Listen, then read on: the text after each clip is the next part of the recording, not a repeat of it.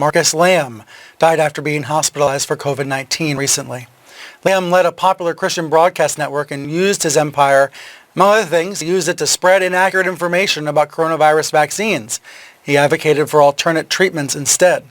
One of his shows featured prominent anti-vaxxers like Robert Kennedy Jr. And though Lamb's death has made national headlines this week, some Christian leaders don't want to talk about it, as the Washington Post pointed out in this story. Joining me now is someone who will talk about it.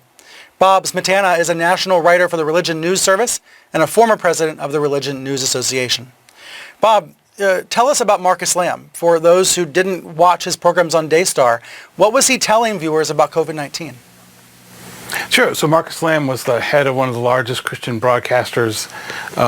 He was telling people that the COVID vaccines were dangerous, that the alternative medicines were better, that really there was kind of a conspiracy by the government and the big pharma and the news media to give him disinformation. So he felt he was giving the truth about the COVID vaccines.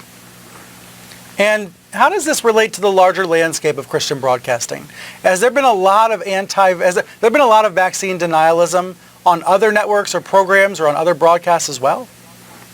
There's some prominent folks who do that. So Lamb did that.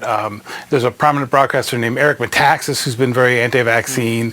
You get someone like Dave Ramsey, who's a Christian financial guru who didn't talk about vaccines, but was very skeptical of COVID and anti-mask. I think what you have, and it shows in the broader Christian, especially evangelical landscape, is that the COVID pandemic has been very difficult for churches. It's shut them down, it's cut people off from one another, and it's become seen as an attack on religion.